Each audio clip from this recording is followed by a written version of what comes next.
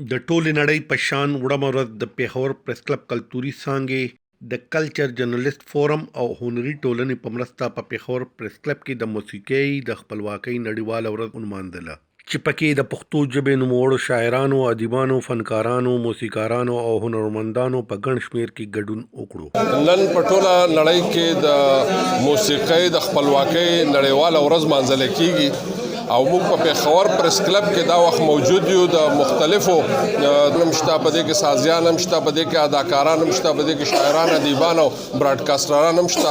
دا ورځ په ډومبي ځل امریکا، کینیډا، زیمبابوې او پاکستان کې په کال 1900 کې نمانځل شوې وه. 3 مارچ اوس د موسیقۍ د خپلواکۍ نړیواله ورځ په نړیوال کچ نمانځل کیږي. پېښور پریس کلب کې د راجوړې شوې غونډې په ډومبي نشست کې د پښتو ژبې نامتو پوهانو او موسیقارانو د موسیقۍ په ضرورت او اهمیت رڼا واچوله. ویناوالو وویل چې د هنرمندانو او فنکارانو ټولنیزې او معاشي مسلې هوارول پکار دي چې دوی په ښه توګه د فن د لارې په ټولنه کې امن او برداشت پیدا کړي. او دا یو ورځ داسې ښکلې مزیداره ورځ ده چې په دې ورځ که مونږ لږ سوچ وکړو چې په دې کائنات کې الله تعالی په مختلفو رنګونو کې د موسیقي اچولې ده، چېرته د مارغانو په اوازونو کې او چېرته د سیندونو دریابونو په شغا کې او چېرته د باران په आवाज کې، په دې ټولو اوازونو کې موسیقي اچولې ده. او دغه موسیقۍ برکت دی چې انسان په کائنات کې خوشحاله دی.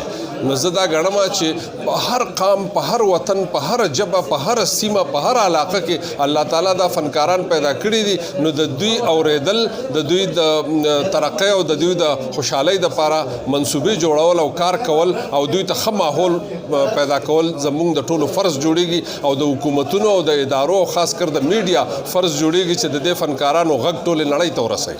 دوی د حکومت د غوښتنه وکړه چې اعلان شوی کلچر پالیسي دي سمدستي نافذ کړي شي او پښتونخوا کې د دم شوي ضلعو هنرمندانو لپاره د خصوصي پیکیج اعلان وشي. د ډبګرۍ بازار ثقافتي حیثیت د بحال کړي شي او هلته د میوزیک سټریټ جوړ کړي شي. په دې موقع د صدارتي ایوارډ یافته سندرغاړي ماجبین قزلباش د بخښنې دعا هم وکړې شوه او فن دپاره د هغوی د خدماتو اعتراف وشو. ویناوالو زیاته کړه چې پښتو ژبه او هنرمندان د تېرو 2 لسیزو راهیسې د دهشتګردۍ او ترهګرۍ ښکار پاتې شوي دي. ډېر پښتانه هنرمندان په فن پرېښودو وطن نه په تېښته او په هولیه بدلولو مجبور شوي دي ځکه چې د هغوی ژوند ته خطره وه. د دې ورځې مانځلو بنیادي مقصد دا دی چې زمونږ فنکار چې دی هغه یو وخت داسې راغلی و چې هغه په پیشه بدلولو، په هولیه بدلولو، په وطن پرېښودلو مجبور شوی و.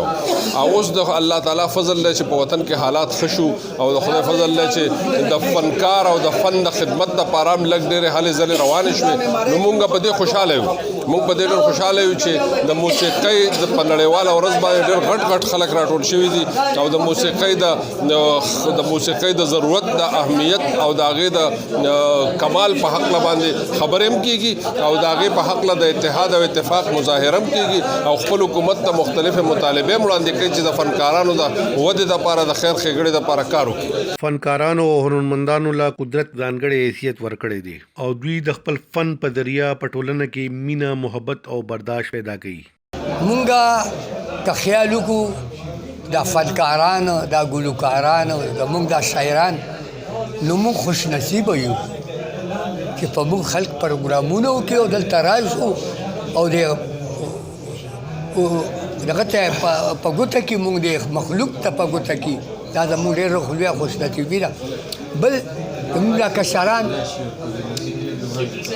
کشران چې دوی د خیره سره خواري وکړي او څه یاد کړي، څه خواریانې وکړي او خلک خوښ کړي. د موسیقۍ د ازادۍ په نړیواله ورځ ټول شاعران، ادیبان، فنکاران او موسیقاران راغونډېدل د دې خبرې ثبوت دی چې د دن هنرمند بیخ او د خپلو حقونو نه خبر دی او نړۍ ته خپل غږ رسولو کې د هیڅ چا نه وروسته نه دی.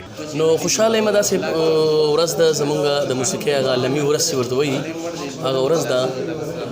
باید چې موږ هم د دې ژبې دپاره کار وکړو، د دې خپلې خاورې دپاره کار وکړو، د دې وطن دپاره کار وکړو او د آرټسټ ذمهواري، د سندرغاړي، د هنرمند، د شاعر همدغه ذمهواري جوړېږي چې هغه د دغه خاورې دپاره د دغه ژبې دپاره د دغه قوم دپاره کار دی وکړي.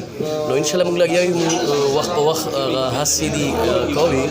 خدای دې وکړي چې زموږ د موسیقي زموږ د ژبه دا ډېره زیاته عام شي او ډېر زیات خلک اپریشیټ شي. د دې نه موږ کوشش کوو چې خپل سندرې خپل غږ خپل اواز خپلو مینوالو ته ورسوو. جدای بد درد دیږي آخر زړه د کنا و پتا پسې خوبا خوږېږي وای وای آخر زړه د کنا پتا پسې خوبا خوږېږي وای وای آخر زړه د کنا.